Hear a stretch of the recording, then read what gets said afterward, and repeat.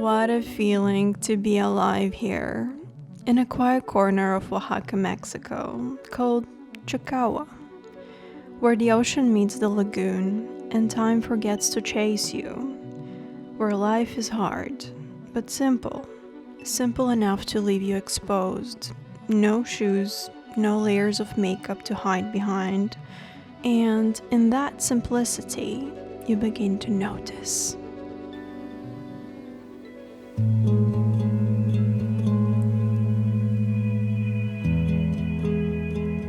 To notice the warmth behind a real smile, the laughter that bubbles up without effort. You notice the soft love in this wildness. People here don't pretend, and that stuff is contagious. They don't pretend not because they can't, but because they simply don't need to. Pretending is a trick we learn in cities, in big complex places with artificial ecosystems, where masks are worn for survival, Monday to Friday, and if you're not lucky, even on weekends. I love traveling far, because it unlocks something in me I buried long ago, that childish trust in everything. And even if I get robbed, I don't feel mad. I feel grateful to be in a position where I had something worth taking. So remember, when someone tries to take your time, your energy, rob you of your light, it's not because you're naive. It's because you are rich in something they've forgotten how to find. Maybe you're a glowing, naive creature. Maybe you're shining in a way they forgot was possible. So make it hard to rob you.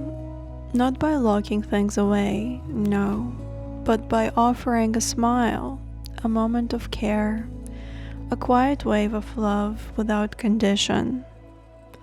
The world doesn't need any more resistance. The world is craving to surrender to love. And in that reality, robbery becomes an outdated concept. Let's make it that.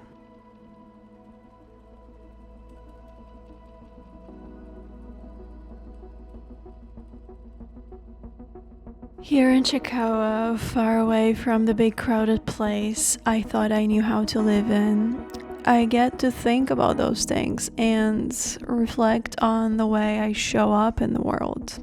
Now, after spending a few weeks here in Oaxaca, I carry with me the quiet wisdom of this land and the trained eye that sees through illusion, sharpened by contrast, softened by beauty. I feel called to rethink the way I've been living, and I started noticing the brief visuals of the woman I'm becoming. So I thought, what a fitting moment to record it and share while it's brewing in me.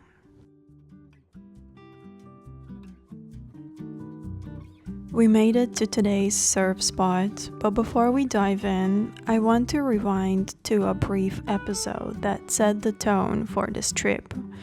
A moment that rubbed me in the kindness and care of Mexico's welcoming culture, right before we got on the boat. Ofreciéndoles la rica barbacoa de chivo. Oh, sí, barbacoa, por favor. After driving here for about an hour to take the boat, we were welcomed by this beautiful woman to have a cup of coffee before getting in the ocean.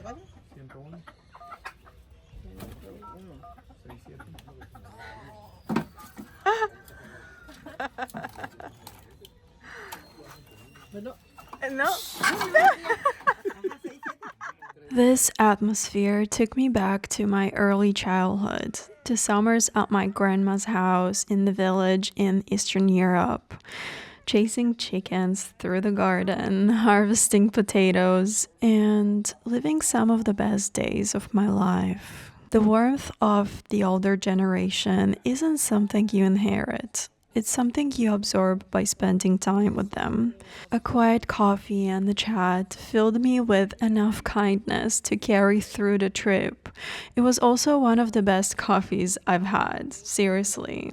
Café con canela. In the previous vlog from Mexico City, I had agua de Jamaica con canela. It seems like cinnamon is a quiet signature in the drinks around here. Okay, we gotta go now. Best coffee I've ever had.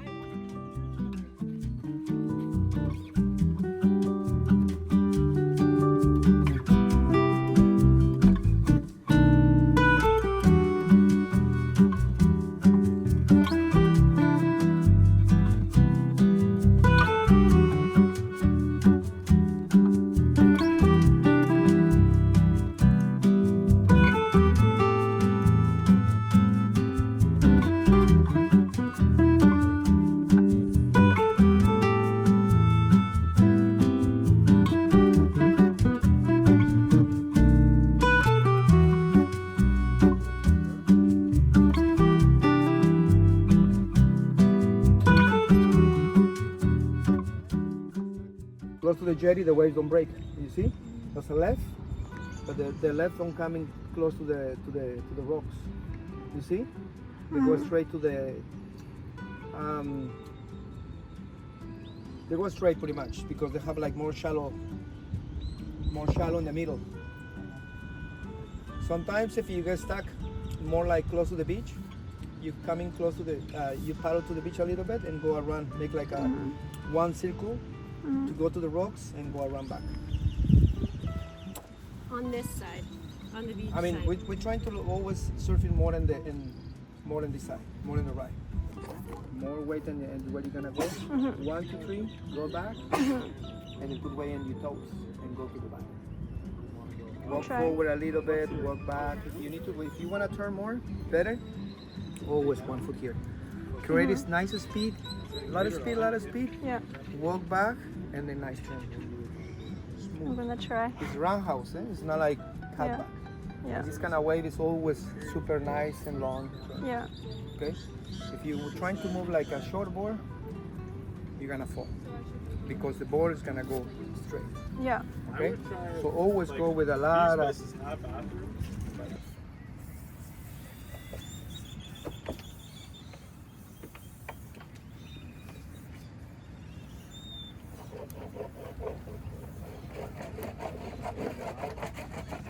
Remember guys, if you're going right, 1 foot here, 1 foot here.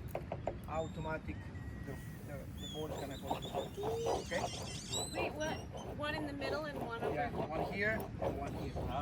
And then you don't need to like open your chest. The weight is already on the right side, and then you're gonna go sideways.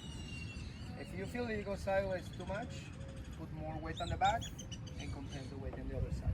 So you go to the bottom of the wave.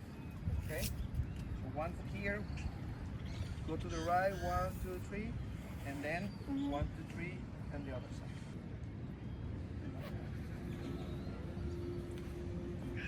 I won't tell anybody. No, you can tell everybody. About what? About the spot. About the what? About the spot. The spot. This beach felt pretty intimate. It was home to many locals, and it felt a little wrong to film here. I could capture brief moments here and there on my phone where it felt like I wasn't disturbing anyone's life with my big guns. If I got lucky, I would film a little on my camera too, but honestly, people here are just living their private lives, busy with the day-to-day, so it only made sense to keep a low profile on this trip. We were all getting ready and excited to paddle out. We surfed for 3 to 4 hours straight. No breaks, no one wanting to leave the water. The waves were long and mellow, but getting back in was a real hassle. Somehow I survived the session with a strained rib muscle. Thanks to Roger, that helped me so much on this trip. I could barely paddle, and every time he saw me struggling, he pushed me back out as the current was pretty strong that day.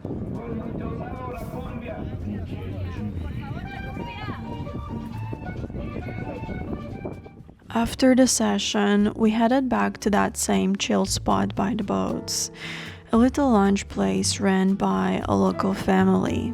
We grabbed some drinks and ice for my ribs. I wrapped it in my shirt and made a cold compress to cool it down. You know, on the road, you just learn to move forward with the pain and discomfort. If I were back home, I would be probably horizontal by now, crying to my grandma on the phone. She's that kind of person that would comfort me no matter what, even if it was my fault that I got injured. But here, I found that same warmth in the face of people I had just met. And this time, the help came without even having to ask. It reminds you that no matter where you are, there's always kindness around you if you stay open to it. And sometimes it finds you before you even know you need it. And other times, you are the emergency contact for someone else. So stay open, stay alert, and notice.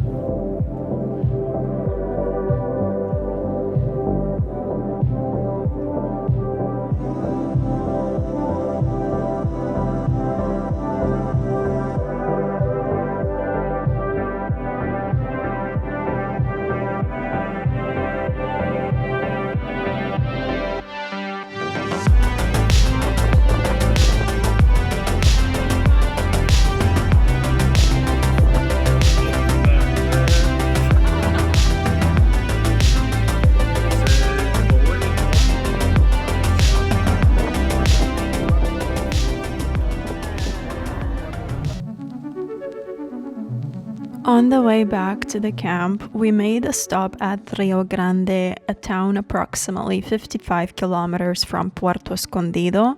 Roger said this is the best barbacoa spot in the area. I can confirm. The barbacoa slapped good. I don't think I ever shared the story why I first started traveling to Mexico. 5 years ago, I watched Chef's Table on Netflix, an episode about a very talented Mexican chef, Cristina Martinez. She grew up in Capulhuac, a small town near Mexico City, where life is built around slow-cooked barbacoa and family tradition. Something about that story called me to come to Mexico in the first place and see it for myself. Maybe it was the food, maybe something bigger. I still don't fully know what keeps pulling me back to Mexico year after year. For 5 years in a row, I come to this country for months at a time to live. But I trust this pull. My job is to notice, to follow where my heart leads me, and not resist it. Take time to notice.